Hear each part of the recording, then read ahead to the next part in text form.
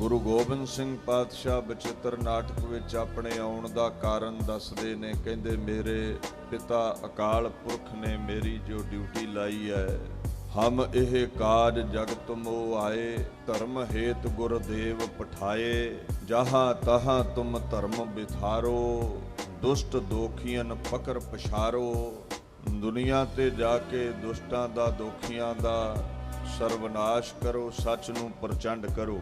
ਮਹਾਰਾਜ ਕਹਿੰਦੇ ਇਸ ਕਾਰਨ ਮੈਂ ਦੁਨੀਆ ਤੇ ਆਇਆ ਹਾਂ, ਯਹੀ ਕਾਜ ਧਰਾ ਹਮ ਜਨਮੰ, ਸਮਝ ਲਿਹੋ ਸਾਧੂ ਸਭ ਮਨਮੰ, ਧਰਮ ਚਲਾਵਨ ਸੰਤ ਉਭਾਰਨ, ਦੁਸ਼ਟ ਸਭਨ ਕੋ ਮੂਲ ਉਪਾਰਨ। ਦੁਸ਼ਟਾਂ ਦੀ ਜੜ ਪੁੱਟਣ ਕਹਿੰਦੇ ਮੈਂ ਇਸ ਭਵ ਸਾਗਰ ਦੇ ਉੱਪਰ ਪ੍ਰਗਟ ਹੋਇਆ।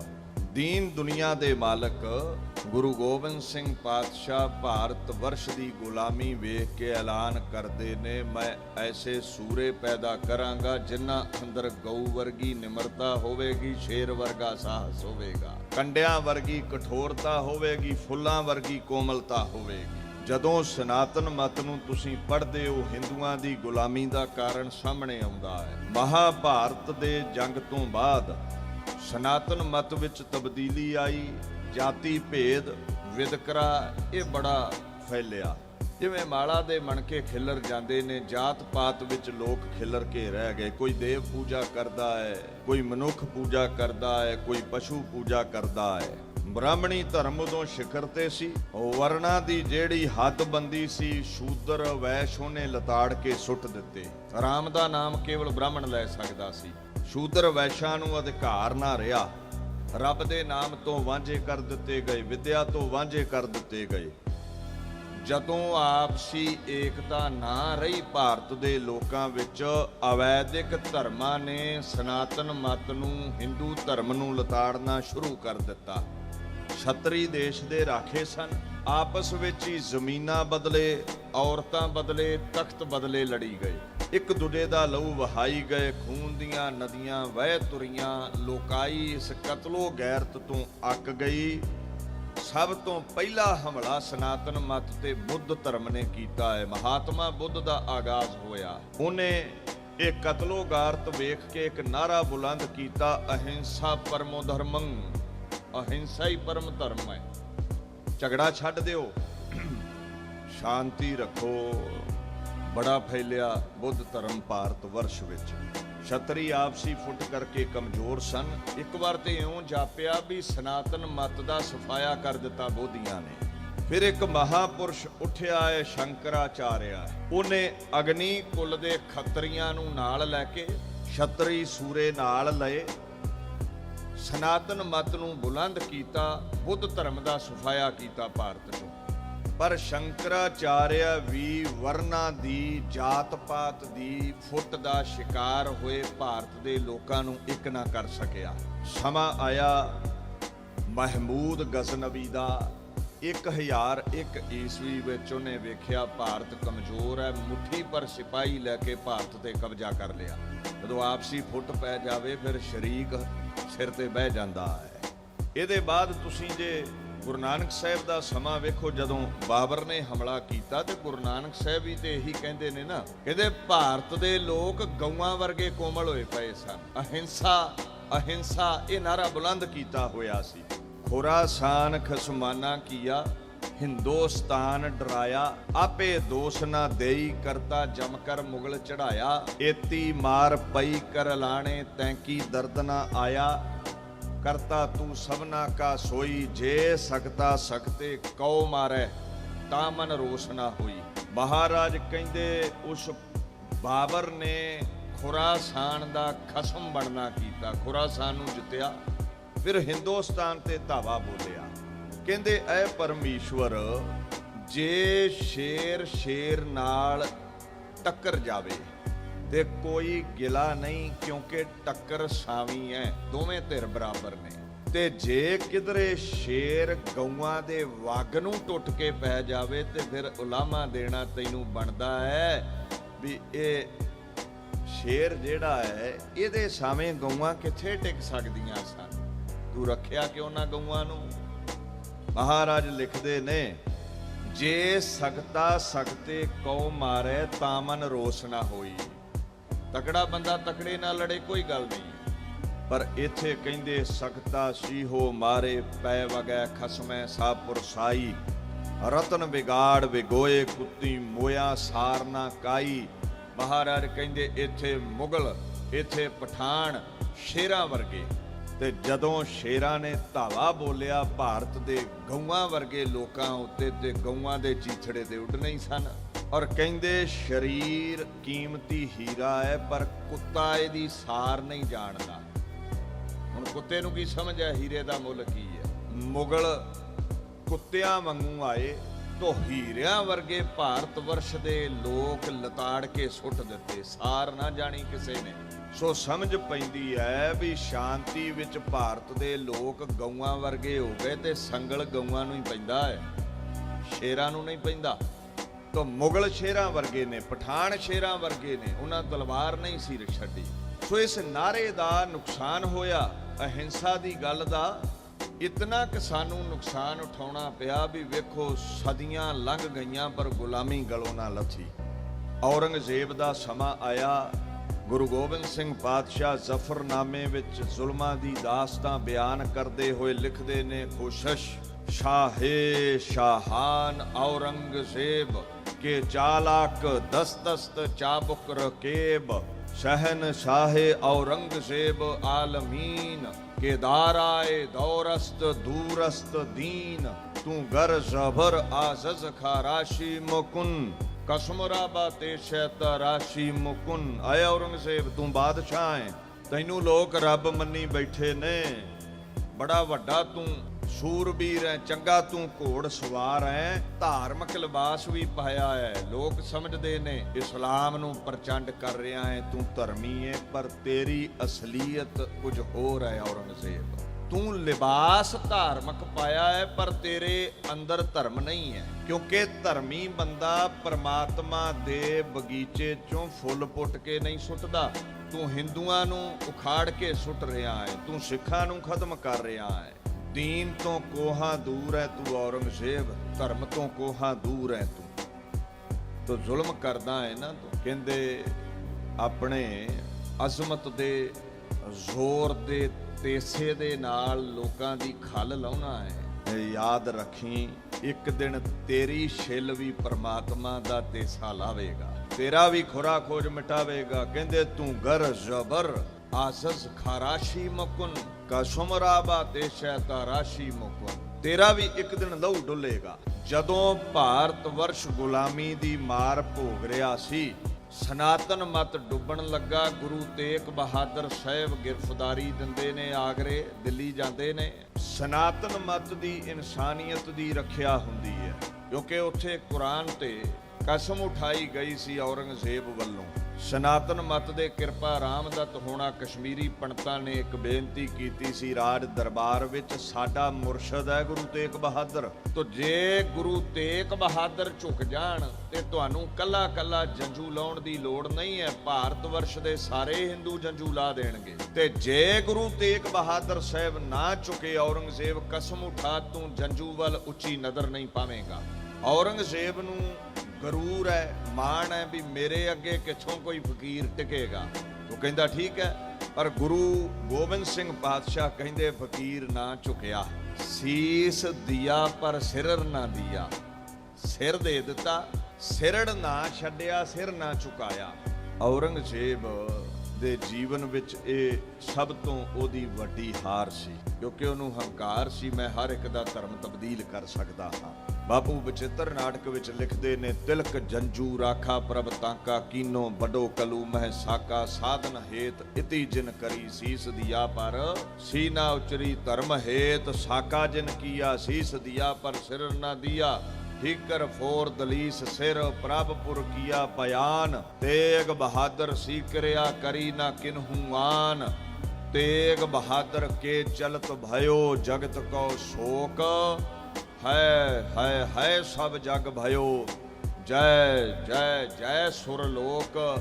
ਤਿੰਨਾਂ ਲੋਕਾਂ ਵਿੱਚ ਬਾਪੂ ਦੀ ਜੈ ਜੈਕਾਰ ਹੋਈ। ਗੁਰੂ ਤੇਗ ਬਹਾਦਰ ਸਾਹਿਬ ਸ਼ਹੀਦ ਹੋਏ।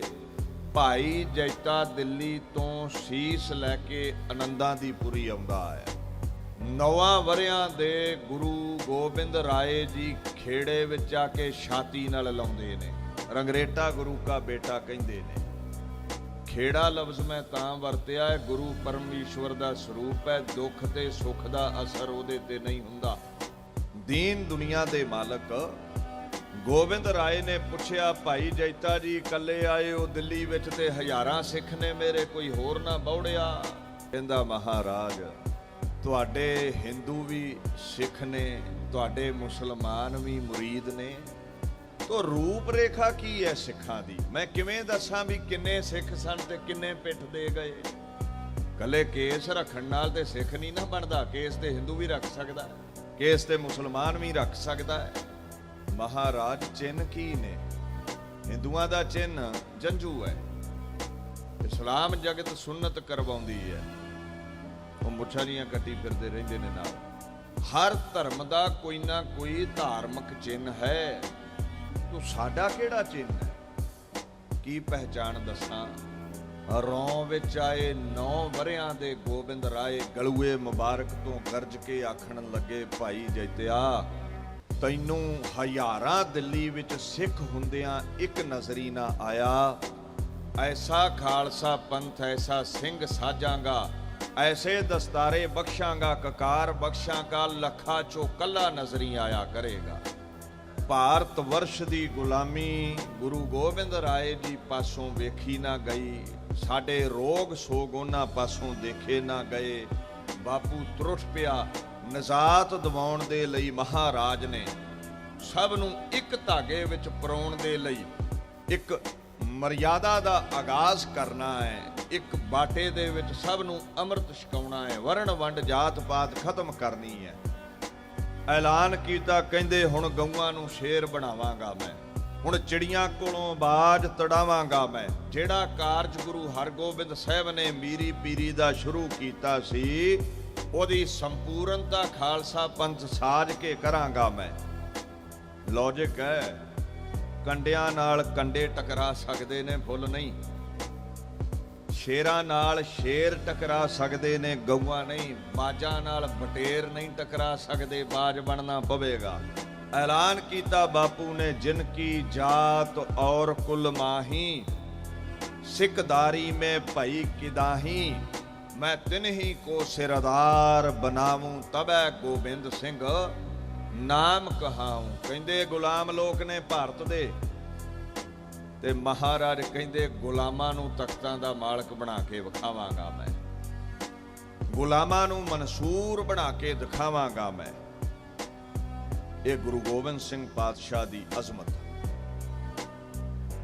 ਦੀਨ ਦੁਨੀਆ ਦੇ ਮਾਲਕ, ਤਾਣ ਬਖਸ਼ਣ ਵਾਲੇ ਨੇ, ਅਜ਼ਮਤ ਬਖਸ਼ਣ ਵਾਲੇ ਨੇ। ਬਾਣੀ ਕਹਿੰਦੀ ਹੈ, ਮੁਕਤ ਦਾਤਾ ਸਤਿਗੁਰ ਜੁਗ ਮਾਹੇ, ਬੰਧਨ ਨਾ ਟੂਟੈ ਹੈ ਮੁਕਤ ਨਾ ਪਾਏ। ਗੁਰੂ ਹੀ ਮੁਕਤੀ ਦਾ ਦਾਤਾ ਹੈ। ਜੇ ਚਰਨ ਸ਼ਰਨ ਆਓਗੇ ਤੇ ਰੋਗਾਂ ਦੇ ਸੋਗਾਂ ਦੇ ਪ੍ਰਤੱਖ ਪੈਰਾਂ ਦੀਆਂ ਬੇੜੀਆਂ ਦੇ ਬੰਧਨ ਕੱਟੇ ਜਾਣਗੇ, ਤੇ ਜੇ ਨੇੜੇ ਨਾ ਆਏ ਤੇ ਫਿਰ ਬੰਧਨ ਇਦਾਂ ਹੀ ਪਏ ਰਹਿਣਗੇ। ਸਮਾਂ ਆਇਆ, ਖਾਲਸਾ ਪੰਥ ਦੀ ਸਾਜਣਾ ਹੋਣੀ ਹੈ। ਸ਼੍ਰੀ ਗੁਰੂ ਪ੍ਰਤਾਪ ਸੂਰਜ ਗ੍ਰੰਥ ਵਿੱਚ ਕਵੀ ਸੰਤੋਖ ਸਿੰਘ ਲਿਖਦੇ ਨੇ, ਖੋਜਨ ਕਰਕੇ ਪੰਥ ਚਲਾਵਨ, ਅਜਬ ਖਾਲਸਾ ਕਰੋ ਉਪਾਵਨ। ਗਰਜ ਕੇ ਪਾਤਸ਼ਾਹ ਕਹਿੰਦੇ, ਸਿੱਖਾਂ ਚੋਂ ਚੁਣ ਚੁਣ ਕੇ ਸਿੰਘ ਪੈਦਾ ਕਰਨੇ ਨੇ, ਸਿੰਘ ਪੈਦਾ ਕਰਨੇ ਨੇ, ਖਾਲਸਾ ਪੰਥ ਪ੍ਰਗਟ ਕਰਨਾ ਹੈ। ਤਿਆਰੀ ਆਰੰਭੀ ਹੈ। ਦੇਸ਼ਾਂ ਦੇਸ਼ਾਂਤਰਾਂ ਵਿੱਚ ਹੁਕਮਨਾਮੇ ਭੇਜੇ ਗਏ। 1 ਵੈਸਾਖ ਨੂੰ 1756 ਬਿਕਰਮੀ ਸੰਮਤ ਇੱਕ ਮਹਾਨ ਇਕੱਠ ਹੋਵੇਗਾ ਆਨੰਦਾਂ ਦੀ ਪੁਰੀ ਵਿੱਚ। ਇਹ ਚਿੱਠੀ ਪੱਥਰ ਹੁਕਮਨਾਮੇ ਭੇਜ ਦਿੱਤੇ ਗਏ। ਕਵੀ ਸੰਤੋਖ ਸਿੰਘ ਲਿਖਦੇ ਨੇ, ਚਹੂੰ ਦਿਸ਼ਨ ਤੇ ਗੁਰੂ ਹਕਾਰੇ, ਪੱਠੇ ਹੁਕਮਨਾਮੇ ਪੁਰ ਸਾਰੇ, ਧਰ ਧਰ ਸ਼ਸਤਰ ਤਿਆਰ ਨਿਜ ਘਰ ਕੋ, ਪ੍ਰਸਤਾਨੇ ਸਭ ਅਨੰਦਪੁਰ ਕੋ। ਕਹਿੰਦੇ ਨੇ ਗੁਰਾਂ ਦੇ ਹੁਕਮਨਾਮੇ ਜਿਵੇਂ ਹੀ ਮਿਲੇ, ਸ਼ਸਤਰ ਧਾਰ ਕਰਕੇ ਸੂਰੇ ਗੁਰੂ ਕੇ ਸਿੱਖ ਘਰ ਨੂੰ ਤਿਆਗ ਕੇ ਤੁਰ ਪਏ ਆਨੰਦਾਂ ਦੀ ਪੁਰੀ ਵੱਲ। ਆਨ ਆਨੰਦਪੁਰ ਮੇਲਾ ਭਇਓ, ਸ਼੍ਰੀ ਕਲਗੀਧਰ ਕੋ ਪਿਖ ਲਿਓ। ਆਨੰਦਪੁਰ ਮੇਲਾ ਜਿਹਾ ਲੱਗ ਗਿਆ। ਕਲਗੀਧਰ ਦੇ ਸੰਗਤਾਂ ਦਿਦਾਰੇ ਕਰ ਰਹੀਆਂ ਨੇ। ਮਹਾਰਾਜ ਨੇ ਇੱਕ ਥੜੇ ਦੇ ਉੱਤੇ ਤਖਤ ਤੇ ਟਿਕਣਾ ਕੀਤਾ ਹੈ। ਹੱਥ ਵਿੱਚ ਚੰਡੀ ਫੜੀ ਹੋਈ ਹੈ। ਹਜ਼ਾਰਾਂ ਲੱਖਾਂ ਦਾ ਇਕੱਠ ਆਨੰਦਾਂ ਦੀ ਪੁਰੀ ਵਿੱਚ ਹੈ। ਜਿੱਥੋਂ ਤੱਕ ਨਜ਼ਰਾਂ ਜਾਂਦੀਆਂ ਨੇ ਸੰਗਤਾਂ ਸਜੀਆਂ ਹੋਈਆਂ ਨੇ। ਔਰ ਇੱਕ ਗਲੂਏ ਚੋਂ ਬੋਲ ਪ੍ਰਗਟ ਹੋਇਆ, ਬਾਪੂ ਦੇ ਜੋ ਤੋ ਪ੍ਰੇਮ ਖੇਲਣ ਕਾ ਚਾਓ, ਸਿਰ ਧਰ ਤਲੀ ਗਲੀ ਮੇਰੀ ਆਓ, ਇਤ ਮਾਰਗ ਪੈਰ ਧਰੀਜੈ ਸਿਰ ਦੀਜੈ ਕਹਾਣ ਨਾ ਕੀਜੈ। ਗੁਰੂ ਨਾਨਕ ਸਾਹਿਬ ਦਾ ਹੁਕਮ ਹੈ, ਜਿਨੇ ਪ੍ਰੇਮ ਨਿਭਾਉਣਾ ਹੈ ਮੇਰੇ ਨਾਲ, ਗੁਰੂ ਨਾਨਕ ਨਾਲ, ਗੁਰੂ ਗੋਬਿੰਦ ਸਿੰਘ ਨਾਲ, ਖੁਦ ਖੁਦਾ ਦੇ ਨਾਲ, ਅਕਾਲ ਪੁਰਖ ਦੇ ਨਾਲ, ਉਹਨੂੰ ਸਿਰ ਤਲੀ ਤੇ ਰੱਖਣਾ ਪੈ ਸਕਦਾ ਹੈ। ਇਨਸਾਨੀਅਤ ਲਈ, ਸੱਚ ਲਈ, ਹੱਕ ਲਈ ਉਹਨੂੰ ਸਿਰ ਦੇਣਾ ਪੈ ਸਕਦਾ ਹੈ। ਚੰਡੀ ਹੱਥ ਵਿੱਚ ਪਕੜ ਕੇ ਬਾਪੂ ਉੱਠੇ ਨੇ। ਗਲੂਏ ਮੁਬਾਰਕ ਤੋਂ ਗਰਜ ਕੇ ਬੋਲੇ ਨੇ। ਖੜਗ ਹੱਥ ਦੇ ਵਿੱਚ ਪਕੜੀ ਹੋਈ ਹੈ। ਕਵੀ ਸੰਤੋਖ ਸਿੰਘ ਜੀ ਲਿਖਦੇ ਨੇ, ਖੜਗ ਖੈਂਚ ਕਰ ਲੀਨਸ ਚਮਕਤ, ਠਹਿਰਤ ਮਨਹੁ ਦਾਮਨੀ ਦਮਕਤ, ਕੰਨ ਸੁਰ ਸਮ ਬੋਲੇ ਗੁਣ ਖਾਨੀ, ਸਭ ਸੰਗਤ ਗੁਰ ਪ੍ਰੇ ਮਹਾਨੀ, ਅਤ ਪ੍ਰਿਆ ਸਿੱਖ ਅਹੈ ਕੋ ਮੇਰਾ, ਆਪਣੋ ਸੀਸ ਦੇਹ ਇਸ ਬੇਰਾ। ਮਹਾਰਾਜ ਬਿਜਲੀ ਵਰਗੀ ਚਮਕਦੀ ਹੋਈ ਚੰਡੀ ਲੈ ਕੇ ਹਸਤ ਵਿੱਚ ਖਲੋਤੇ ਨੇ। ਔਰ ਆਵਾਜ਼ ਏਦਾਂ ਗੂੰਜੀ ਹੈ ਜਿੱਦਾਂ ਬੱਦਲ ਗਰਜਦਾ ਹੈ। ਕਹਿੰਦੇ ਹੈ ਕੋਈ ਮੇਰਾ ਪਿਆਰਾ ਸਿੱਖ ਜਿਹੜਾ ਇਸ ਚੰਡੀ ਦੀ ਭੇਟ ਆਪਣਾ ਸਿਰ ਦਵੇਗਾ, ਜਿਹੜਾ ਗੁਰੂ ਲਈ ਆਪਾ ਵਾਰਨ ਲਈ ਤਿਆਰ ਹੈ। ਜਦੋਂ ਐਸਾ ਬੋਲਾ ਪ੍ਰਗਟ ਕੀਤਾ, ਭਰੇ ਪੰਡਾਲ ਦੇ ਅੰਦਰ ਲੋਕਾਈ ਦੇ ਸਿਰ ਝੁਕ ਗਏ। ਸੂਰਜ ਵਾਂਗ ਦਗਦਗ ਕਰਦਾ ਕਲਗੀਧਰ ਦਾ ਚਿਹਰਾ ਤੱਕ ਨਾ ਸਕਿਆ ਕੋਈ। ਅੱਖਾਂ ਨੀਵੀਆਂ ਪੈ ਗਈਆਂ, ਲੋਕਾਈ ਸੋਚੀ ਪੈ ਗਈ। ਬੜੇ ਦੁਨੀਆ ਤੇ ਗੁਰੂ ਆਏ ਨੇ, ਬੜੇ ਉਹਨਾਂ ਦੇ ਮੁਰੀਦ ਹੋਏ ਨੇ। ਗੁਰਦਿਕਸ਼ਾ ਲਈ ਗੁਰੂ ਕੋਲੋਂ ਉਪਦੇਸ਼ ਲਿਆ, ਮੁਕਤੀ ਹਾਸਲ ਹੋ ਗਈ। ਔਰ ਗੁਰੂ ਨੇ ਜਦੋਂ ਦਕਸ਼ਿਣਾ ਸੇਵਕਾਂ ਕੋਲੋਂ ਮੰਗੀ ਤੇ ਸੇਵਕ ਕੀ ਦਿੰਦੇ ਸਨ? ਪੈਸਾ ਦੇ ਦਿੰਦੇ ਸਨ, ਚੰਗਾ ਭੋਜਨ ਕਰਵਾ ਦੇਣਾ, ਲਿਬਾਸ ਦੇ ਦੇਣਾ। ਇਹ ਪਹਿਲਾ ਹੀ ਗੁਰੂ ਹੈ ਦੁਨੀਆ ਤੇ ਜਿਹੜਾ ਦਕਸ਼ਿਣਾ ਵਿੱਚ ਸਿਰ ਮੰਗਣ ਡਿਆ ਹੈ। ਸਮਝਣਾ ਪਈ ਲੋਕਾਈ ਦੇ, ਕੋਈ ਨਾ ਉੱਠਿਆ। ਦੂਜੀ ਵਾਰ ਗੋਬਿੰਦ ਰਾਏ ਪਾਤਸ਼ਾਹ ਗਰਜ ਕੇ ਬੋਲੇ ਨੇ, ਪੁੰਨ ਬੋਲੇ ਸੁਨ ਸੰਗਤ ਜਾਲਾ, ਕੋ ਸਿੱਖ ਪ੍ਰੇ ਮੁਝ ਦੇਹ ਸੋ ਦਾਨਾ, ਦੇਹ ਅਹੰਗ ਕਹਿ ਤਜਕਰ ਦੂਰ, ਧੀਰਜ ਧਰ ਦੇ ਸੀਸ ਹਜੂਰ। ਮਹਾਰਾਜ ਕਹਿੰਦੇ ਹੰਗਤਾ ਛੱਡ ਕੇ, ਮੈਂ ਛੱਡ ਕੇ, ਮੇਰੇ ਸਰੀਰ ਵਾਲੀ ਭਾਵਨਾ ਛੱਡ ਕੇ ਉੱਠੋ ਕੋਈ ਜਿਹੜਾ ਗੁਰੂ ਨੂੰ ਸਿਰ ਦੇਣ ਲਈ ਤਿਆਰ ਹੈ। ਦੂਜੀ ਵਾਰ ਵੀ ਕੋਈ ਨਾ ਉੱਠਿਆ। ਤੀਜੀ ਵਾਰ ਬਾਦਸ਼ਾਹ ਫਿਰ ਗਰਜੇ ਨੇ, ਬੈਠੇ ਕਿਤਕ ਬੇਰ ਜਬ ਬੀਤੀ, ਕਹਿਓ ਬਚਨ ਤ੍ਰਿਤੀਆ ਤਿਸਰੀਤੀ। ਕੁਝ ਸਮੇਂ ਬਾਅਦ ਕਹਿੰਦੇ ਮੈਨੂੰ ਇੱਕ ਸਿਰ ਚਾਹੀਦਾ ਹੈ। ਲੱਖਾਂ ਨੰਗੀਆਂ ਤਲਵਾਰਾਂ ਤੇ ਨੱਚਣ ਵਾਲਾ ਖਾਲਸਾ ਪੈਦਾ ਕਰਨਾ, ਜਿਹੜਾ ਸਿਰ ਦੇਣਾ ਨਹੀਂ ਜਾਣਦਾ ਉਹ ਦੁਸ਼ਟਾਂ ਦਾ ਸਿਰ ਲੈਣਾ ਵੀ ਕਿੱਥੇ ਜਾਣੇਗਾ। ਮਹਾਰਾਜ ਦੀਨ ਦੁਨੀਆ ਦੇ ਮਾਲਕ ਦਾ ਤੀਜਾ ਬੋਲਾ ਸੀ। ਇੱਕ ਲਾਹੌਰ ਦੇ ਰਹਿਣ ਵਾਲਾ ਚਤਰੀ ਦਇਆ ਰਾਮ ਉੱਠਦਾ ਹੈ, ਗੁਰੂ ਦਾ ਸ਼ਰਧਾਵਾਨ ਸਿੱਖ ਹੈ। ਉੱਠਿਆ ਤੇ ਮਨ ਵਿੱਚ ਵਿਚਾਰ ਇਹ ਚੱਲੀ ਵੀ ਮਨਾ ਸਦਾ ਕਿਸੇ ਨੇ ਜ਼ਿੰਦਾ ਨਹੀਂ ਰਹਿਣਾ, ਤਾਂ ਜੇ ਸਤਿਗੁਰ ਦੀ ਸੇਵਾ ਵਿੱਚ ਸੀਸ ਲੱਗ ਜਾਵੇ ਤੇ ਜੀਵਨ ਸਫਲਾ। ਸੋਚਦਿਆਂ ਸੋਚਦਿਆਂ ਦਇਆ ਰਾਮ ਜੀ ਅੱਗੇ ਵਧੇ, ਹੱਥ ਜੋੜ ਕੇ ਕਹਿੰਦੇ ਹਜ਼ੂਰ ਮੇਰਾ ਸੀਸ ਹਾਜ਼ਰ ਹੈ। ਬਾਣੀ ਕਹਿੰਦੀ ਹੈ ਗੋਬਿੰਦ ਕੀ ਟਹਿਲ ਸਫਲ ਇਹ ਕਾਇਆ, ਇਹ ਸਰੀਰ ਉਹਦਾ ਸਫਲਾ ਜਿਹੜਾ ਗੁਰੂ ਦੀ ਸੇਵਾ ਵਿੱਚ ਲੱਗ ਗਿਆ। 84 ਲੱਖ ਜੂਨਾਂ ਵਿੱਚੋਂ ਨਹੀਂ ਆਵੇਗਾ। He will not fall into reincarnations, ਜੰਮਣ ਮਰਨ ਵਿੱਚ ਨਹੀਂ ਆਵੇਗਾ। ਉਹਦਾ ਆਇਆ ਸਫਲਾ ਹੋ ਜਾਂਦਾ ਹੈ। ਬਾਹੋਂ ਪਕੜ ਲਿਆ ਗੁਰੂ ਗੋਬਿੰਦ ਸਿੰਘ ਪਾਤਸ਼ਾਹ ਨੇ, ਪਕੜ ਕੇ ਬਾਹ ਤੋਂ ਥੜੇ ਦੇ ਉੱਪਰ ਪਾਤਸ਼ਾਹ ਲੈ ਗਏ। ਦੇਖਦਿਆਂ ਦੇਖਦਿਆਂ ਖੜਗ ਜਿਹੜੀ ਹਸਤ ਵਿੱਚ ਫੜੀ ਸੀ ਦਇਆ ਰਾਮ ਦੇ ਸਿਰ ਤੇ ਲੱਗੀ ਹੈ। ਸਿਰ ਕਿਤੇ ਪਿਆ ਹੈ, ਦਇਆ ਰਾਮ ਦਾ ਧੜ ਕਿਤੇ ਡਿੱਗਿਆ ਪਿਆ ਹੈ। ਹਾਹਾਕਾਰ ਮਚ ਗਈ ਇਕੱਠ ਦੇ ਵਿੱਚ। ਹਲਚਲ ਮਚ ਗਈ ਇਕੱਠ ਦੇ ਵਿੱਚ। ਕੰਮ ਦਿਲੇ ਨੀਵੀਂ ਪਾ ਕੇ ਬੈਠ ਗਏ, ਕੁਝ ਦੌੜਨ ਲੱਗ ਪਏ। ਤਲਵਾਰ ਲਹੂ ਦੇ ਨਾਲ ਭਿੱਜੀ ਹੋਈ ਕਲਗੀਧਰ ਪਾਤਸ਼ਾਹ ਫਿਰ ਲਹਿਰਾਉਂਦੇ ਨੇ ਤਾਂ ਗਲੂਏ ਮੁਬਾਰਕ ਚੋਂ ਬੋਲ ਪ੍ਰਗਟ ਕਰਦੇ ਨੇ, ਮੈਨੂੰ ਦੂਸਰਾ ਸਿਰ ਚਾਹੀਦਾ ਹੈ। ਪਹਿਲਾ ਸਿਰ ਲੈਂਦਾ ਵੇਖ ਕੇ ਅੱਧਾ ਪੰਡਾਲ ਤੇ ਅੱਗੇ ਖਾਲੀ ਹੋ ਗਿਆ। ਕਈ ਤੇ ਲੰਗਰ ਛਕਣ ਹੀ ਆਉਂਦੇ ਨੇ ਗੁਰੂ ਘਰ, ਜਦੋਂ ਭੀੜ ਪੈਂਦੀ ਹੈ ਉਦੋਂ ਦੌੜ ਜਾਂਦੇ ਨੇ। ਦੂਜੇ ਸੀਸ ਦੀ ਮੰਗ ਹੋਈ ਹੈ, ਧੁਨ ਉੱਚੀ ਪੁਨ ਗੁਰੂ ਉਚਾਰਾ, ਔਰ ਦੇ ਸਿਰ ਕੋ ਸਿੱਖ ਪਿਆਰਾ। ਕੋਈ ਹੈ ਸਿੱਖ ਜਿਹੜਾ ਤਨ ਧਨ ਮਨ ਮੈਨੂੰ ਅਰਪਿਤ ਕਰਨ ਲਈ ਤਿਆਰ ਹੈ। ਮਨ ਤੇ ਧਨ ਦੀ ਬਾਤ ਸਾਰੇ ਪਾਉਂਦੇ ਨੇ, ਕੋਈ ਤਨ ਦੇਣ ਲਈ ਤਿਆਰ ਹੈ। ਸਨਾਟਾ ਛਾਇਆ ਹੈ ਲੋਕਾਂ ਵਿੱਚ। ਪਹਿਲਾਂ ਤੇ ਮਨ ਵਿੱਚ ਸ਼ੰਕਾ ਸੀ ਵੀ ਸ਼ਾਇਦ ਗੁਰੂ ਸਾਹਿਬ ਹੰਕਾਰ ਰੂਪੀ ਸਿਰ ਮੰਗਦੇ ਨੇ।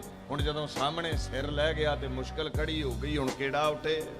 ਜ਼ਾਹਿਰ ਹੈ ਅੱਜ ਸਾਡਾ ਪਤਨ ਹੋਵੇਗਾ, ਗੁਰੂ ਕਾਤਲ ਬਣਦਾ ਜਾ ਰਿਹਾ ਹੈ। ਸ਼ੰਕੇ ਪੈਦਾ ਹੋਣ ਲੱਗੇ।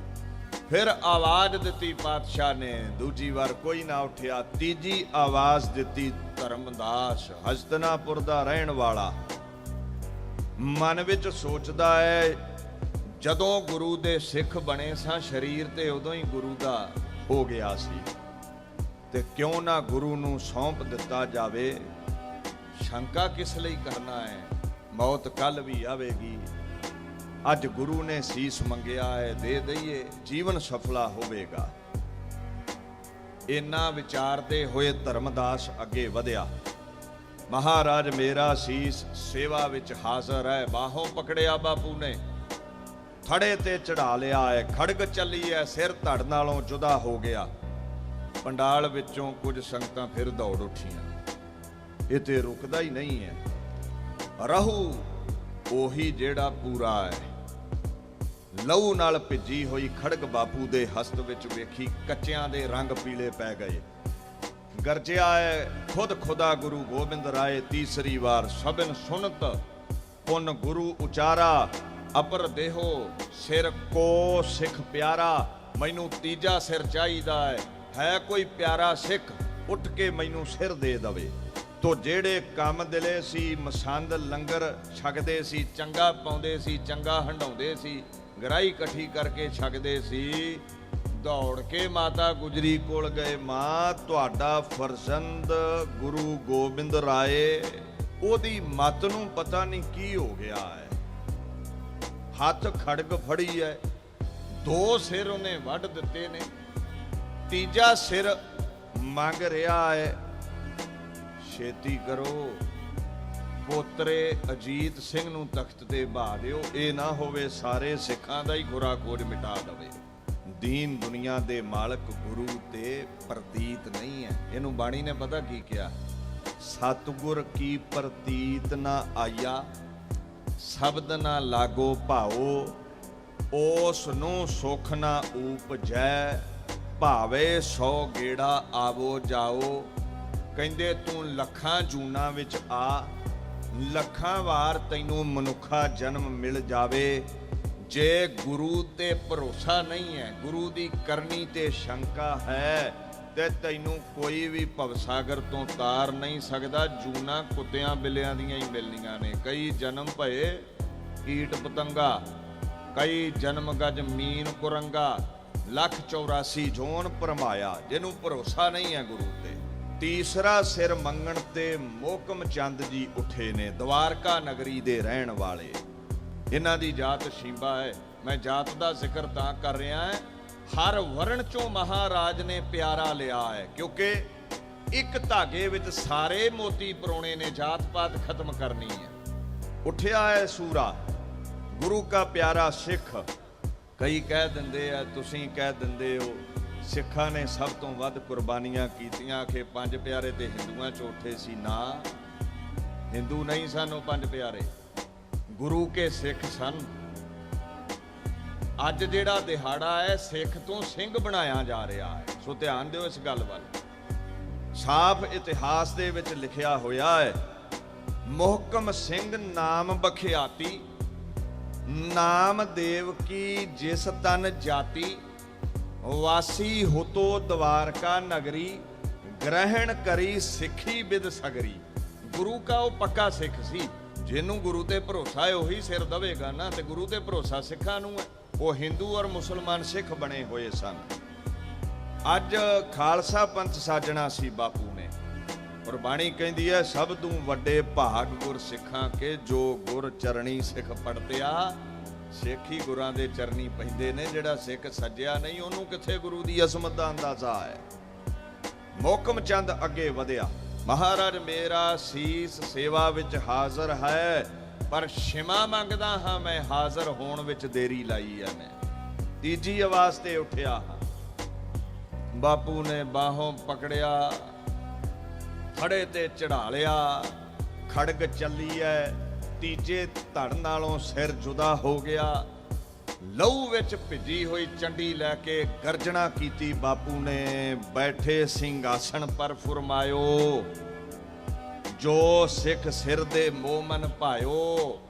ਕਹਿੰਦੇ ਜਿਹੜਾ ਸਿੱਖ ਹੁਣ ਸਿਰ ਦਵੇਗਾ, ਚੌਥੇ ਸਿਰ ਦੀ ਲੋੜ ਹੈ, ਮੈਨੂੰ ਬਹੁਤਾ ਭਾਵੇਗਾ। ਤੇ ਕੰਮ ਦਿਲੇ ਸੋਚੀ ਪੈ ਗਏ ਵੀ ਲੱਗਦਾ ਗੁਰੂ ਨੇ ਅੱਜ ਜ਼ਿੰਦਾ ਕੋਈ ਨਹੀਂ ਛੱਡਣਾ, ਸਭ ਮੁਕਾ ਦੇਣੇ ਨੇ। ਅੱਜ ਕੌਣ ਜ਼ਿੰਦਾ ਬਚੇਗਾ? ਇੱਕ ਤੋਂ ਬਾਅਦ ਇੱਕ ਸਿਰ ਮੰਗਿਆ ਜਾ ਰਿਹਾ ਹੈ। ਇੱਕ ਉੱਠਿਆ, ਗੁਰੂ ਕਾ ਪਿਆਰਾ ਸਿੱਖ ਸਾਹਿਬ ਚੰਦ ਨਾਮ ਹੈ, ਭਗਤ ਸੈਨ ਦੀ ਜਾਤ ਵਿੱਚੋਂ ਹੈ, ਨਾਈ ਸਿੱਖ ਹੈ, ਬਿਦਰ ਦੇ ਰਹਿਣ ਵਾਲਾ ਹੈ। ਕਹਿੰਦਾ ਬਾਪੂ ਇਹ ਦੇਹੀ ਤੇਰੇ ਲੇਖੇ ਲਾਈ ਹੋਈ ਹੈ, ਅੱਜ ਖੁਰਾ ਖੋਜ ਮਿਟਾ ਦੇ ਜਾਂ ਕੱਲ ਮਿਟਾ ਦੇ, ਹਰ ਸਵਾਸ ਤੇਰੇ ਨਾਮ ਕੀਤਾ ਹੋਇਆ ਹੈ। ਬਾਹੋਂ ਪਕੜਿਆ, ਖੁਦ ਖੁਦਾ ਗੋਬਿੰਦ ਰਾਏ ਨੇ ਸਾਹਿਬ ਚੰਦ ਲੈ ਗਏ ਨੇ ਥੜੇ ਉੱਤੇ। ਚੰਡੀ ਚੱਲੀ ਹੈ, ਸਿਰ ਧੜ ਨਾਲੋਂ ਜੁਦਾ ਹੋ ਗਿਆ। ਹਾਹਾਕਾਰ ਉੱਥੇ ਮਚੀ ਹੋਈ ਹੈ।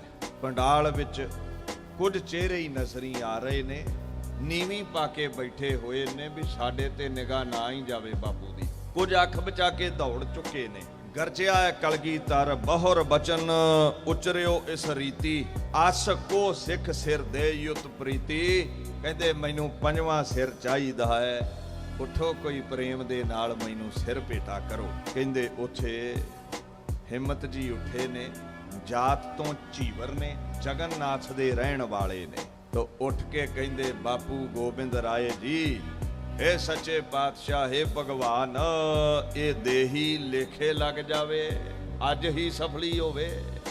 ਤੇਰੇ ਅੱਗੇ ਹਾਜ਼ਰ ਹਾਂ। ਹੁਣ ਲੋਕਾਈ ਨੂੰ ਸਮਝ ਨਹੀਂ ਪੈ ਰਹੀ।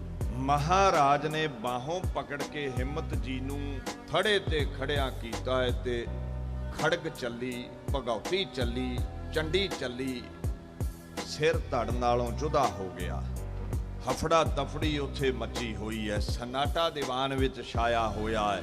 ਕੁਝ ਗੁਰੂ ਦੀ ਰਜ਼ਾ ਵਿੱਚ ਸਿਰ ਦੇ ਗਏ, ਕੁਝ ਖੌਫ ਸਹਿਤ ਨੀਵੀਂ ਪਾ ਕੇ ਪੰਡਾਲ ਵਿੱਚ ਬੈਠੇ ਨੇ, ਕੁਝ ਸ਼ੰਕਾ ਧਾਰ ਕੇ ਕਿੰਤੂ ਪਰੰਤੂ ਕਰ ਰਹੇ ਨੇ, ਕੁਝ ਦੂਰ ਟਲ ਗਏ ਨੇ, ਕੁਝ ਦ੍ਰਿਸ਼ਟੀ ਬਚਾ ਕੇ ਚੋਰੀ ਦੌੜ ਗਏ ਨੇ, ਤੇ ਕੁਝ ਐਸੇ ਸਿੱਖ ਨੇ ਸਤਿਗੁਰ ਆਗੈ ਸੀਸ ਭੇਟ ਦਿਓ, ਜੇ ਸਤਿਗੁਰ ਸਾਚੈ ਭਾਵੈ ਆਪੇ ਦਇਆ ਕਰੋ ਪ੍ਰਭ ਦਾਤੇ, ਨਾਨਕ ਅੰਕ ਸਮਾਵੈ। ਕੁਝ ਬੈਠੇ ਹੋਏ ਨੇ, ਹੁਣ ਆਵਾਜ਼ ਦਵੇਗਾ ਤੇ ਆਪਾਂ ਉੱਠਾਂਗੇ। ਜੋਸ਼ ਆ ਜਾਂਦਾ ਹੈ। ਪੰਜ ਸਿਰ ਧੜ ਨਾਲੋਂ ਜੁਦਾ ਹੋਏ ਪਏ ਨੇ। ਹੁਣ ਮੈਂ ਉੱਥੇ ਆਵਾਂ ਜਿਹੜਾ ਬਹੁਤਾ ਇਤਿਹਾਸ ਸੁਣਾ ਦਿੱਤਾ ਜਾਂਦਾ ਤੁਹਾਨੂੰ ਪ੍ਰਚਾਰਕਾਂ ਵੱਲੋਂ। ਅਖੇ ਜੀ ਗੁਰੂ ਨੇ 5 ਬੱਕਰੇ ਵੱਢੇ। ਉਹ ਤੰਬੂ ਵਿੱਚ ਕਹਿੰਦੇ ਜੀ ਬੱਕਰੇ ਬੰਨੇ ਸੀ ਖਰੀਦ ਕੇ, ਤੋ ਇੱਕ ਇੱਕ ਕਰਕੇ ਬੱਕਰਿਆਂ ਦੇ ਸਿਰ ਵੱਢ ਦਿੱਤੇ। ਆਥੈਂਟਿਕਲੀ ਵੀ ਸੋਚੀ, ਦਿਮਾਗ ਤੇ ਥੋੜਾ ਜਿਹਾ ਜ਼ੋਰ ਪਾਈ। ਜਿਹੜੀਆਂ ਗੱਲਾਂ ਮੈਂ ਕਰਨ ਲੱਗਿਆ ਧਿਆਨ ਨਾਲ ਸਮਝਿਓ। ਜਦੋਂ ਵਾਰ-ਵਾਰ ਪੰਡਾਲ ਵਿੱਚ ਸੀਸ ਮੰਗ ਰਹੇ ਨੇ ਕਲਗੀਧਰ, ਕਿ ਬੱਕਰਿਆਂ ਨਾਲ ਪੰਡਾਲ ਭਰਿਆ ਸੀ ਕਿ ਸੰਗਤ ਨਾਲ ਭਰਿਆ ਸੀ? ਉਹ ਜਿਹੜਾ ਹਜ਼ਾਰਾਂ ਦਾ ਇਕੱਠ ਹੈ ਉਹ ਬੱਕਰਿਆਂ ਦਾ ਤੇ ਹੈ ਨਹੀਂ ਸੀ। ਤੇ ਜਦੋਂ ਸਿਰ ਭਰੇ ਦਰਬਾਰ ਵਿੱਚ ਲੋਕਾਈ ਦੇ ਮੰਗੇ ਨੇ, ਤੇ ਗੁਰੂ ਬੱਕਰੇ ਕਿਉਂ ਵੱਢੇਗਾ? ਗੁਰੂ ਕੋਈ ਝੂਠਾ ਹੈ? ਗੁਰੂ ਕੋਈ ਕਾਫਰ ਹੈ? ਗੁਰੂ ਦੀ ਜ਼ੁਬਾਨ ਤੇ ਕੁਝ ਹੋਰ ਤੇ ਮਨ ਵਿੱਚ ਕੁਝ ਹੋਰ ਹੁੰਦਾ ਹੈ। ਗੁਰੂ ਸਾਡੇ ਵਰਗਾ ਹੋ ਗਿਆ ਫਿਰ? ਨਹੀਂ। ਯਾਦ ਰੱਖਿਓ, 5 ਸਿੰਘ ਵੱਡੇ ਨੇ, 5 ਬੱਕਰੇ ਨਹੀਂ। ਆਓ ਆਪਾਂ ਨਿਰਣਾ ਕਰਦੇ ਹਾਂ। ਸੋਚਣ ਵਾਲੀ ਗੱਲ ਹੈ। ਮਹਾਰਾਜ ਨੇ ਕਿਸੇ ਸਿੱਖ ਨੂੰ ਹੁਕਮ ਤੇ ਦਿੱਤਾ ਹੀ ਹੋਵੇਗਾ ਨਾ ਵੀ ਜਾ 5 ਬੱਕਰੇ ਖਰੀਦ ਲਿਆ, ਰਾਤ ਨੂੰ ਹੌਲੀ ਜੀ ਤੰਬੂ ਵਿੱਚ ਬੰਨ੍ਹ ਦਈ, ਤੇ ਉਹਨੇ ਪੁੱਛਿਆ ਹੋਵੇਗਾ ਜੀ ਕੀ ਕਰਨੇ ਨੇ, ਤੇ ਮਹਾਰਾਜ ਕਹਿੰਦੇ ਹੋਣਗੇ ਸਵੇਰੇ ਮੈਂ ਸੀਸ ਮੰਗਣੇ ਨੇ, ਸੰਗਤ ਨੂੰ ਧੋਖਾ ਦੇਣਾ ਹੈ, ਲੋਕਾਈ ਦੇ ਸਿਰ ਮੰਗਾਂਗੇ ਤੇ ਵੱਢਾਂਗੇ ਬੱਕਰਿਆਂ ਦੇ ਆਪਾਂ। ਜਦੋਂ ਸੁਬਾ ਸੀਸ ਮੰਗਿਆ ਹੈ ਤੇ ਉਸ ਸਿੱਖ ਨੇ ਹੀ ਰੌਲਾ ਪਾ ਦੇਣਾ ਸੀ ਵੀ ਗੁਰੂ ਝੂਠਾ, ਗੁਰੂ ਕੁਫਰ ਤੋਲ ਰਿਹਾ ਹੈ, ਓਏ ਉਠੋ ਇਹਨੇ ਬੱਕਰੇ ਵੱਢਣੇ ਨੇ, ਇਹਨੇ ਸਿਰ ਨਹੀਂ ਵੱਢਣੇ। ਡਰਦੇ ਕਿਉਂ ਹੋ? ਕਿਉਂ ਤੀਜੀ ਵਾਸਤੇ ਇੱਕ ਸਿੱਖ ਉੱਠਦਾ ਰਿਹਾ, ਪਤਾ ਹੈ ਸਿਰ ਵੱਢੇ ਜਾ ਰਹੇ ਨੇ। ਜੇ ਬੱਕਰੇ ਵੱਢਣ ਦਾ ਰੌਲਾ ਹੁੰਦਾ ਤੇ ਉਦਣ 80,000 ਪਿਆਰਾ ਸੱਜ ਜਾਣਾ ਸੀ ਪੰਜਾਂ ਦੀ ਜਗ੍ਹਾ ਦੇ ਉੱਤੇ। ਥੋੜਾ ਜਿਹਾ ਸਮਝਿਆ ਕਰੋ ਇਸ ਗੱਲ ਨੂੰ। ਮਹਾਰਾਜ ਦੀਨ ਦੁਨੀਆ ਦੇ ਮਾਲਕ ਗੁਰੂ ਗੋਬਿੰਦ ਰਾਏ ਝੂਠ ਨਹੀਂ ਬੋਲਦੇ। ਚਲੋ ਮੰਨ ਲਓ ਬੱਕਰੇ ਹੀ ਵੱਢੇ, ਤੋ ਜਦੋਂ ਇੱਕ ਬੱਕਰੇ ਦੇ ਤਲਵਾਰ ਚੱਲੀ ਹੋਵੇਗੀ ਉਹ ਮਿਆਂਕਿਆ ਤੇ ਹੋਵੇਗਾ ਨਾ, ਤੇ ਜੇ ਉਹ ਨਹੀਂ ਮਿਆਂਕਿਆ ਤੇ ਦੂਜੇ 4 ਮਿਆਂਕੇ ਹੋਣਗੇ, ਤੇ ਜਦੋਂ ਬੱਕਰੇ ਮਿਆਂਕੇ ਹੋਣਗੇ ਤੇ ਪੰਡਾਲ ਤੋਂ ਬਾਹਰ ਆਵਾਜ਼ ਤੇ ਫੈਲੀ ਹੋਵੇਗੀ, ਤੇ ਲੋਕਾਈ ਨੂੰ ਪਤਾ ਚੱਲ ਜਾਣਾ ਸੀ ਵੀ ਵੱਡੇ ਬੱਕਰੇ ਜਾ ਰਹੇ ਨੇ, ਤੰਬੂ ਵਿੱਚ ਸਿੱਖਾਂ ਨੂੰ ਛੁਪਾ ਰਿਹਾ ਹੈ ਕਲਗੀਧਰ। ਉਠੋ ਸਾਰੇ ਸਿਰ ਦਈਏ, ਬੱਕਰਿਆਂ ਦੇ ਹੀ ਵੱਢਣੇ ਨੇ, ਆਪਣਾ ਕੀ ਚੱਲਿਆ ਹੈ। ਤੀਸਰਾ ਪੱਖ ਇਹ ਹੈ, 2 ਪੱਖ। ਜੇ ਬੱਕਰੇ ਵੱਡੇ ਹੁੰਦੇ ਤੇ ਉੱਥੇ ਇੱਕ ਜਸਵੰਤ ਰਾਓ ਨਾਮ ਦਾ ਗੁਰੂ ਕਾ ਸਿੱਖ ਬੈਠਾ ਹੈ, ਉਹ 20,000 ਸਾਥੀ ਨੂੰ ਨਾਲ ਲੈ ਕੇ ਪੰਡਾਲ ਚੋਂ ਦੌੜ ਉੱਠਿਆ। ਉਹਨੂੰ ਦੌੜਨ ਦੀ ਕੀ ਲੋੜ ਪੈ ਗਈ? ਜੇ ਬੱਕਰੇ ਵੱਢੀ ਦੇ ਹੁੰਦੇ, ਜਸਵੰਤ ਰਾਓ ਨੇ ਮੂੰਹ ਸਵਾਰਨਾ ਸੀ ਵੀ ਯਾਰੋ ਦਾਲ ਖਾ ਲੰਗਰ ਦੀ ਅੱਕੇ ਪਏ, ਅੱਜ ਡਲੇ ਚੱਕਾਂਗੇ। ਵੱਢੀ ਦੇ ਬੱਕਰੇ ਨੇ ਤੇ ਜਸਵੰਤ ਰਾਓ ਨੂੰ ਕੀ ਲੋੜ ਪੈ ਗਈ ਹੈ? ਸਾਥੀ ਲੈ ਕੇ ਦੌੜ ਉੱਠਿਆ ਹੈ। ਧਿਆਨ ਦੇਈ ਸਿੱਖਾ, 3 ਹਿੱਸੇ ਲੋਕਾਈ ਦੌੜ ਉੱਠੀ ਸੀ ਪੰਡਾਲ ਦੇ ਵਿੱਚੋਂ। ਜੇ ਸਾਹਮਣੇ ਤੰਬੂ ਵਿੱਚ ਬੱਕਰੇ ਵੱਢੀ ਦੇ ਹੁੰਦੇ ਤੇ ਭੀੜ ਵੱਧ ਜਾਣੀ ਸੀ, ਲੋਕ ਤੇ ਦੂਰੋਂ ਦੌੜ ਕੇ ਆਉਂਦੇ ਨੇ ਵੀ ਮਾਸ ਖਾਵਾਂਗੇ। ਅੱਛਾ, ਤੁਸੀਂ ਬਾਜ਼ਾਰ ਵਿੱਚ ਜਾਂਦੇ ਹੋ, ਜਿਹੜੇ ਮਾਸ ਖਾਂਦੇ ਨੇ ਉਹ ਕਦੇ ਕਸਾਈ ਦੀ ਦੁਕਾਨ ਤੇ ਵੇਖਿਓ ਬੱਕਰੇ ਵੱਢਦਾ ਹੈ, ਤਾਂ ਕਦੇ ਬਾਜ਼ਾਰ ਵਿੱਚ ਭਗਦੜ ਮੱਚੀ ਵੇਖੀ ਜੇ? ਲੋਕਾਂ ਨੂੰ ਕਾਹਦਾ ਖਤਰਾ ਹੈ? ਕਸਾਈ ਤੇ ਬੱਕਰੇ ਵੱਢ ਰਿਹਾ ਹੈ। ਜੇ ਬੱਕਰੇ ਵੱਢੀ ਦੇ ਹੁੰਦੇ ਆਨੰਦਾਂ ਦੀ ਪੁਰੀ ਵਿੱਚ 1 ਵਿਸਾਖ ਨੂੰ, ਤੇ ਲੋਕਾਂ ਨੂੰ ਦੌੜਨ ਦੀ ਲੋੜ ਨਹੀਂ ਸੀ, ਇਕੱਠ ਬਹੁਤਾ ਹੋ ਜਾਣਾ ਸੀ ਉੱਥੇ। ਅਸਲ ਦੇ ਵਿੱਚ ਜਦੋਂ ਪੰਡਾਲ ਵਿੱਚ ਮਹਾਰਾਜ ਉੱਚੇ ਥੜੇ ਤੇ ਖਲੋ ਕੇ ਦਇਆ ਰਾਮ ਦਾ ਸਿਰ ਲਾ ਦਿੰਦੇ ਨੇ, ਧੜ ਨਾਲੋਂ ਜੁਦਾ ਕਰ ਦਿੰਦੇ ਨੇ, ਜਸਵੰਤ ਰਾਓ ਵਰਗਿਆਂ ਦੀਆਂ ਦੌੜਾਂ ਉਦੋਂ ਲੱਗੀਆਂ ਨੇ ਵੀ ਗੁਰੂ ਨੇ ਸਭ ਦੇ ਸਿਰ ਲਾ ਦੇਣੇ ਨੇ ਅੱਜ। ਤੇ ਜਿਹੜਾ ਪ੍ਰਚਾਰਕ ਇਹ ਗੱਲ ਕਹਿੰਦਾ ਹੈ ਨਾ ਵੀ ਗੋਬਿੰਦ ਰਾਏ ਜੀ ਨੇ ਬੱਕਰੇ ਵੱਢੇ, ਬੰਦੇ ਦਾ ਸਿਰ ਵੱਢ ਕੇ ਕੌਣ ਜੋੜ ਸਕਦਾ ਹੈ, ਉਹ ਸਾਡੇ ਗੁਰੂ ਗੋਬਿੰਦ ਸਿੰਘ ਦੀ ਹਸਤੀ ਤੇ ਦਾਗ ਲਾ ਰਿਹਾ ਹੈ। ਔਰ ਦਾਗ ਏਡਾ ਵੱਡਾ ਹੈ ਜਿਹਦੀ ਮੁਆਫੀ ਨਹੀਂ ਦਿੱਤੀ ਜਾ ਸਕਦੀ। ਕਦੇ ਸ਼੍ਰੀ ਆਦਿ ਗ੍ਰੰਥ ਸਾਹਿਬ ਨੂੰ ਪੜ੍ਹਿਓ, 10ਮ ਗ੍ਰੰਥ ਸਾਹਿਬ ਨੂੰ ਪੜ੍ਹਿਓ, ਉਹਦੇ ਵਿੱਚ ਪ੍ਰੋੜਤਾ ਕੀਤੀ ਗਈ ਹੈ। ਕੀ ਪ੍ਰੋੜਤਾ ਕੀਤੀ ਹੈ? ਵੀ ਜਿਹੜਾ ਸੱਚ ਬੋਲੇ ਦਰਗਾਹ ਵਿੱਚ ਪ੍ਰਵਾਨ, ਜਿਹੜਾ ਕੁਫਰ ਤੋਲੇ, ਜਿਹੜਾ ਝੂਠ ਬੋਲੇ ਉਹ ਪਾਪੀ ਹੈ, ਉਹਨੂੰ ਨਰਕਾਂ ਵਿੱਚ ਸਜ਼ਾ ਮਿਲਦੀ ਹੈ। ਕਦੇ ਬਾਣੀ ਧਿਆਨ ਨਾਲ ਪੜ੍ਹਿਓ। ਮੰਗੇ ਗੁਰੂ ਸੰਗਤ ਵਿੱਚੋਂ ਸਿਰ, ਭਾਵ ਜ਼ੁਬਾਨ ਤੇ ਕੁਝ ਹੋਰ, ਤੇ ਤੰਬੂ ਵਿੱਚ ਬੱਕਰੇ ਵੱਢੀ ਜਾਵੇ ਢਿੱਡ ਵਿੱਚ ਕੁਝ ਹੋਰ, ਇਹ ਤੇ ਦੋਗਲੀ ਨੀਤੀ ਹੈ। ਤੇ ਜਿਹੜਾ ਬਚਨ ਦਾ ਬਲੀ ਨਹੀਂ ਹੈ ਉਹ ਗੁਰੂ ਕਿਵੇਂ ਹੋ ਸਕਦਾ ਹੈ? ਉਹ ਤੇ ਮਰਦ ਨਹੀਂ ਮੰਨਿਆ ਜਾਂਦਾ ਬਾਣੀ ਦੇ ਅਨੁਸਾਰ। ਇਹਦਾ ਮਤਲਬ ਗੁਰੂ ਨੂੰ ਝੂਠਾ ਦਰਸਾਇਆ ਜਾ ਰਿਹਾ ਪ੍ਰਚਾਰਕਾਂ ਵੱਲੋਂ। ਤੁਸੀਂ ਬਾਣੀ ਇਤਿਹਾਸ ਆਪ ਪੜ੍ਹਦੇ ਹੋ ਤੇ ਤੁਹਾਨੂੰ ਸਮਝ ਹੋਵੇ, ਪ੍ਰਚਾਰਕ ਨੂੰ ਪੁੱਛੋ ਵੀ ਕਿਉਂ ਕੁਫਰ ਤੋਲ ਰਿਹਾ ਹੈ। ਆਓ ਗੁਰੂ ਗ੍ਰੰਥ ਸਾਹਿਬ ਨੂੰ ਪੁੱਛੀਏ ਕਿ ਇਦਾਂ ਝੂਠ ਬੋਲਣਾ ਜਾਇਜ਼ ਹੈ? ਮਹਾਰਾਜ ਕਹਿੰਦੇ ਬੋਲੀਐ ਸੱਚ ਧਰਮ ਝੂਠ ਨਾ ਬੋਲੀਐ, ਜੋ ਗੁਰ ਦੱਸੈ ਵਾਟ ਮੁਰੀਦਾ ਜੋਲੀਐ। ਕਹਿੰਦੇ ਜੇ ਧਰਮੀ ਹੈ ਤੇ ਸੱਚ ਬੋਲ, ਝੂਠ ਨਹੀਂ ਬੋਲਣਾ। ਗੁਰੂ ਦੀ ਦੱਸੀ ਵਾਟ ਤੇ ਚੱਲ, ਸੱਚ ਬੋਲਿਆ ਕਰ, ਤੂੰ ਭਵਸਾਗਰ ਤੋਂ ਤਰ ਜਾਵੇਂਗਾ। ਸਾਨੂੰ ਗੁਰੂ ਕਹਿੰਦਾ ਝੂਠ ਨਹੀਂ ਬੋਲਣਾ ਤੇ ਆਪ ਝੂਠ ਮਾਰ ਰਿਹਾ ਹੈ, ਔਰ 5 ਵਾਰ ਮਾਰਿਆ ਹੈ।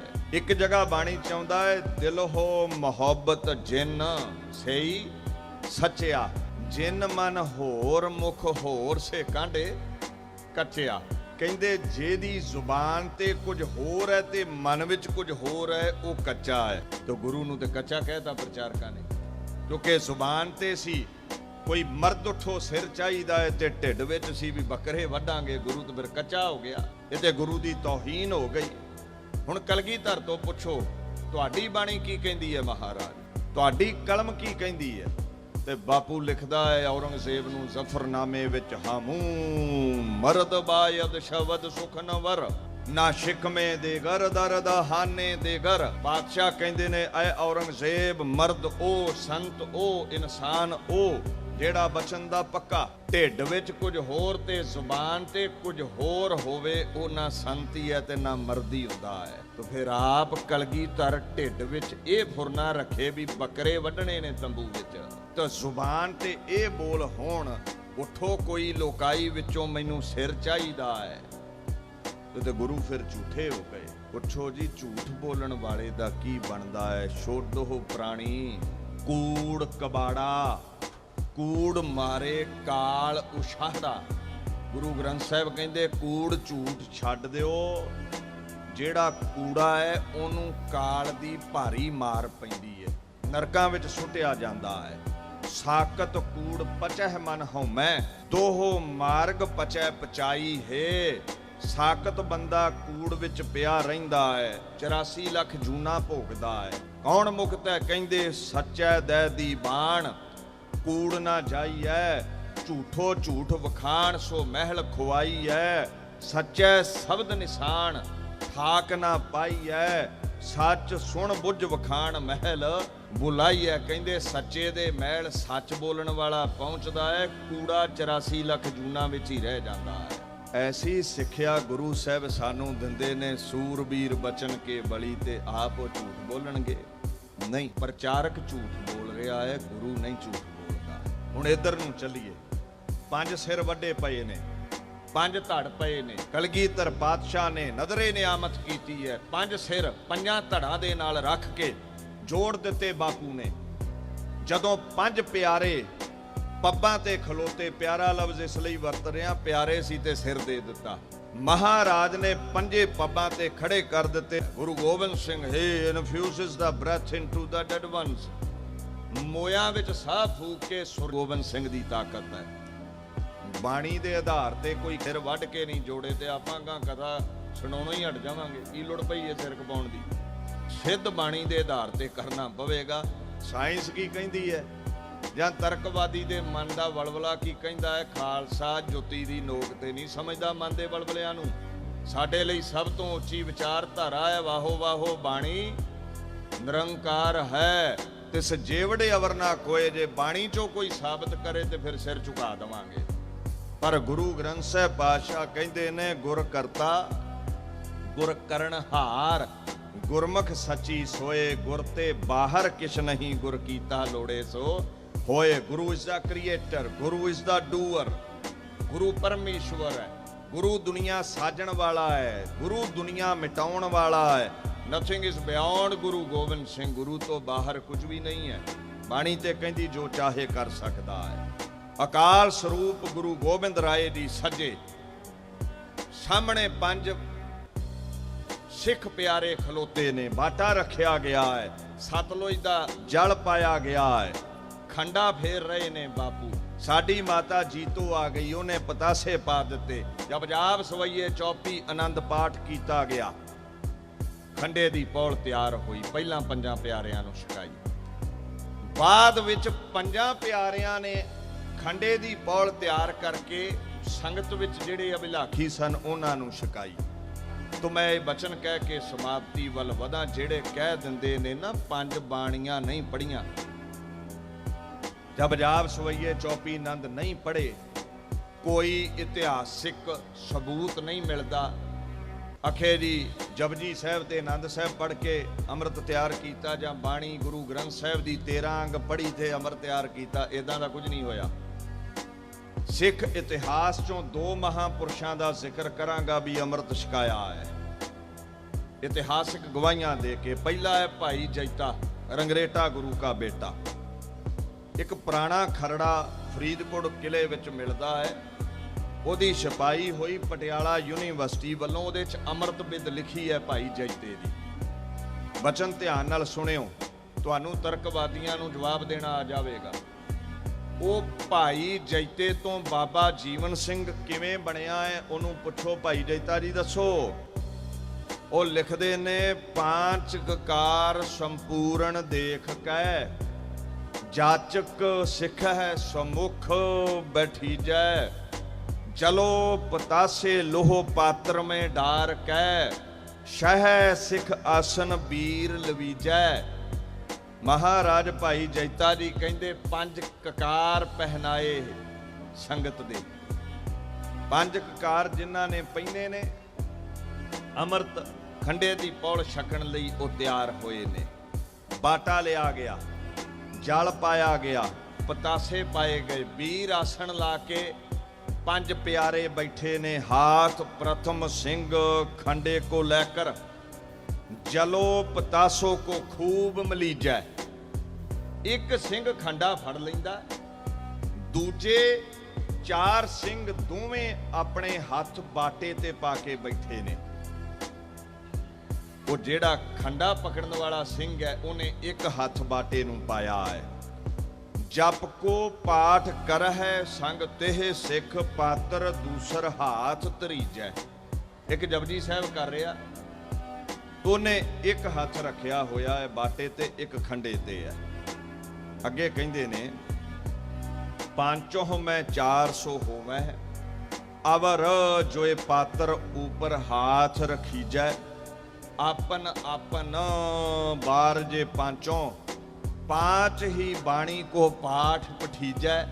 जप जाप सवैये चौपी आनंद को, पाठ सो पाहुल त्यार करीजै। पांचों चुले मुख पावै सो जाचक, एत ही नेत्र केस पवीजै। कहंदे ओ जेड़े 5 प्यारे ने उन्हां दे किन्ने हथ बने 10, 8 हथ 4 प्यारिਆਂ ਦੇ ਬਾਟਿਆਂ ਤੇ ਨੇ। 5ਵੇਂ ਪਿਆਰੇ ਦਾ ਇੱਕ ਹੱਥ ਖੰਡੇ ਤੇ ਹੈ ਤੇ ਇੱਕ ਬਾਟੇ ਤੇ। ਭਾਵ ਇਹ ਲੈਣਾ ਹੈ ਉਹ ਜਿਹੜੇ 9 ਹੱਥ ਨੇ ਗੁਰੂ ਨਾਨਕ ਤੋਂ ਗੁਰੂ ਤੇਗ ਬਹਾਦਰ 9ਵਾਂ ਪਾਤਸ਼ਾਹੀਆਂ ਦੇ ਨੇ, ਤੇ ਜਿਹੜਾ ਖੰਡਾ ਫੇਰ ਰਿਹਾ ਹੈ ਉਹ 10ਵਾਂ ਹੱਥ ਮੇਰੇ ਬਾਪੂ ਗੁਰੂ ਗੋਬਿੰਦ ਸਿੰਘ ਦਾ ਹੈ।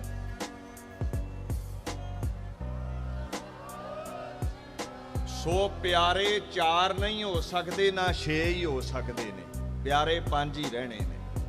और भाई जैता जी कहते जप जाप सवैये चौपी आनंद का पाठ पढ़िया है, इदों वड्डी गवाही की चाहिए है। जिन्हें पंथली कंडा नहीं खाधा, हुण वो आख दवे 5 बाणियां नहीं पढ़ियां सी ओहदी मन्नीए, कि जिन्हें शहीदी पाई है कौम लई उसदी मननी है। बाणी दा फरमान है, गुर के भाणे विच अमृत है, सहजे पावै कोए, जिन्ना प्राप्त तिन पिया हौमै विचों खोए। गुरु दे हुक्म विच अमृत है। ਜਿਹੜੀ ਬਾਣੀ ਉਹਨੇ ਕਹਿ ਦਿੱਤੀ ਉਸੇ ਨਾਲ ਹੀ ਤਿਆਰ ਹੋਣਾ। ਜੇ ਗੁਰੂ ਦਾ ਹੁਕਮ ਨਾ ਹੋਵੇ ਤੇ 35 ਬਾਣੀਆਂ ਪੜ੍ਹ ਲਓ, ਅੰਮ੍ਰਿਤ ਨਹੀਂ ਤਿਆਰ ਹੋਵੇਗਾ। ਅਸਲ ਗੁਰੂ ਅਕਾਲ ਪੁਰਖ ਹੈ, ਬਾਣੀ ਉਹਦੇ ਸਵਾਸ ਨੇ, ਉਹਦੇ ਹੁਕਮ ਵਿੱਚ ਪ੍ਰਗਟ ਹੁੰਦੇ ਨੇ। 9ਵਾਂ ਪਾਤਸ਼ਾਹੀਆਂ ਤੱਕ ਚਰਨਾ ਅੰਮ੍ਰਿਤ ਛਕਾਇਆ ਜਾਂਦਾ ਸੀ। ਗੁਰਮੁਖ ਹੱਥ ਸਕਾਥ ਹਨ, साध संगत गुरकार कमावे, पानी पखा पीहना पैर धोए, चरना अमृत पावे। भाई गुरदास कहंदे सेवादारां नूं गुरु चरना अमृत दिंदा सी। 10वें जामे च गुरु गोबिंद राय जी ने ऐलान कीता, सिखो ਇਹ ਕਲਯੁਗ ਦਾ ਸਮਾਂ ਹੈ, ਗੁਰੂ ਵੱਧ ਜਾਣੇ ਨੇ, ਚੇਲੇ ਘਟ ਜਾਣੇ ਨੇ, ਗੰਦੇ ਮੰਦੇ ਪੈਰ ਧੋ ਕੇ ਪਿਆਇਆ ਕਰਨਗੇ, ਖੰਡੇ ਦੀ ਪੌਲ ਛਕਿਆ ਕਰਨੀ ਹੈ ਤੁਸੀਂ। ਇਹ ਹੁਕਮ ਵਿੱਚ ਅੰਮ੍ਰਿਤ ਹੈ। ਬਾਣੀ ਆਖੇ ਤੇ ਬਾਣੀ ਦਾ ਅੰਮ੍ਰਿਤ ਪੀਨੇ ਰੋਜ਼ ਅਸੀਂ, ਖੰਡੇ ਦੀ ਪੌਲ ਆਖੇ ਤੇ ਉਹ ਛਕਦੇ ਆ।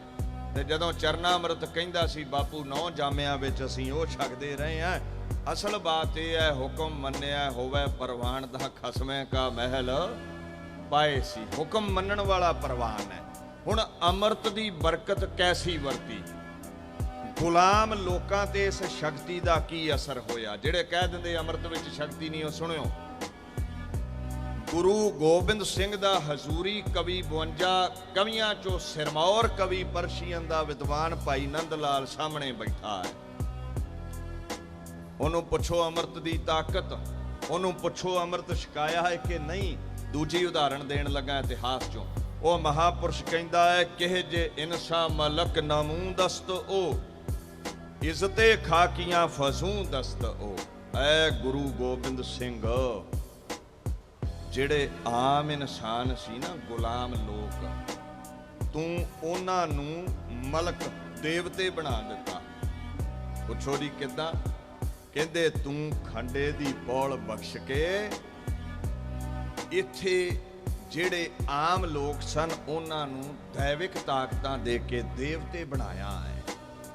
ਬਲਿਹਾਰੀ ਗੁਰ ਆਪਣੇ ਦਿਓ ਹਾੜੀ ਸਦਵਾਰ, ਜਿਨ ਮਾਨਸ ਤੇ ਦੇਵਤੇ ਕੀਏ ਕਰਤ ਨਾ ਲਾਗੀ ਵਾਰ। ਦੇਵਤੇ ਬਣਾ ਦਿੱਤਾ। ਫਿਰ ਕੀ ਮਿਲਿਆ ਉਹਨਾਂ ਨੂੰ? ਮਿੱਟੀ ਵਿੱਚ ਰੁਲਦਿਆਂ ਲੋਕਾਂ ਨੂੰ।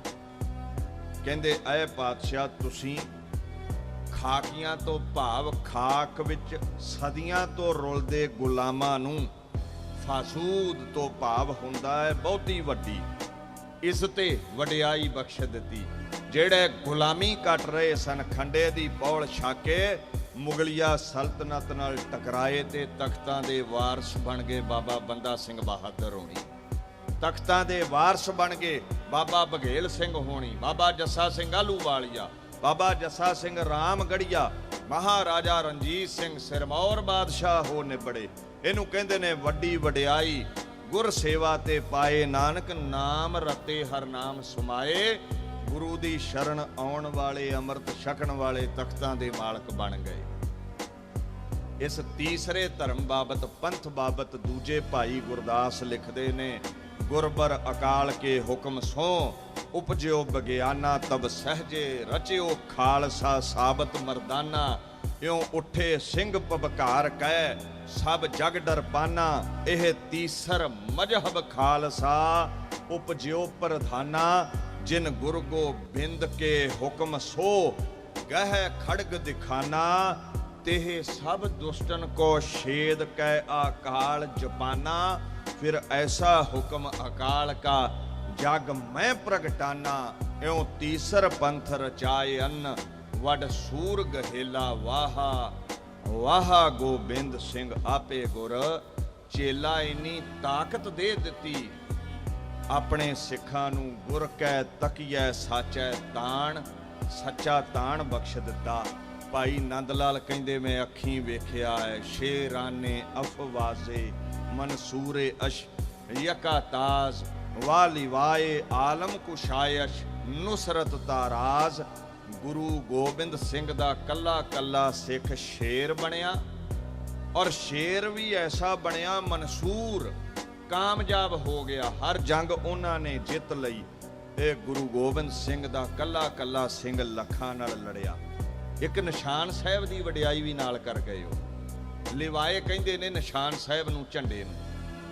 कहंदे वो आप ते तख्तां दे वारस बणी गए। उन्हां धर्मशालावां विच एडे एडे उच्चे निशान झुलाए।